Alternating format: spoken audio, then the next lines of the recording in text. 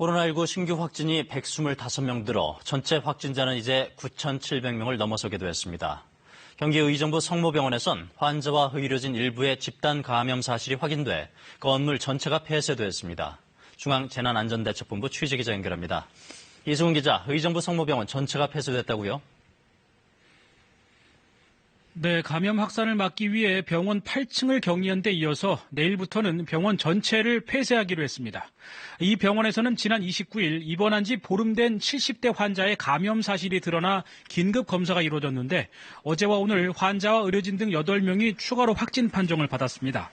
감염 확산 우려가 높아지자 병원 측은 건물 폐쇄 결정과 함께 전체 직원과 환자 2,300여 명을 대상으로 금요일까지 진단검사를 진행하겠다고 밝혔습니다. 병원 폐쇄로 외래 진료는 이용할 수 없고 입원 환자들만 기존 진료를 받을 수 있습니다.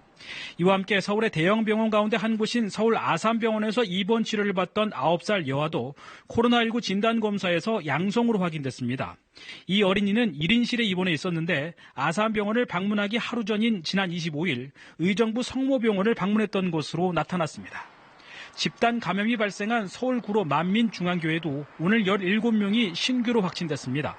이로써 전체 환자가 최소 39명으로 늘게 됐는데요. 특히 확진자 가운데 2명은 금천구에 있는 콜센터 직원으로 확인돼 방역당국이 콜센터 직원들에 대한 긴급 전수조사를 진행하고 있습니다. 해외 유입 사례도 꾸준히 늘고 있습니다. 오늘 발표된 전체 신규 확진자 125명 가운데서는 29명, 23%가 해외 유입으로 파악됐는데요. 특히 전체 해외 유입 사례 500여 건 가운데 70건은 2차 감염으로 확인돼서 우려를 더하고 있습니다.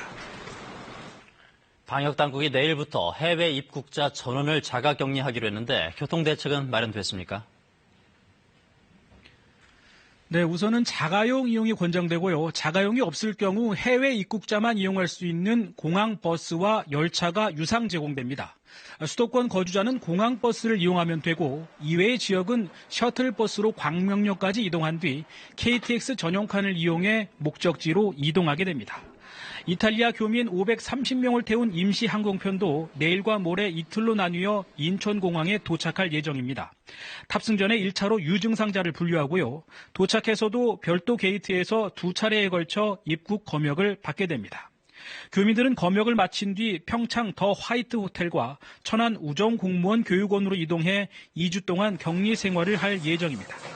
한편 방역당국은 내일 경북 봉화와 전남 해남 등을 시작으로 저소득층 230만 명에 대한 소비 쿠폰을 지급할 예정입니다. 4개월 동안 4인 가구 기준 최대 140만 원이 지역 상품권 등의 형태로 지급되는데 이번 지원은 정부의 긴급 재난지원금과는 다른 별도의 지원입니다. 지금까지 중앙재난안전대책본부에서 KBS 뉴스 이승훈입니다.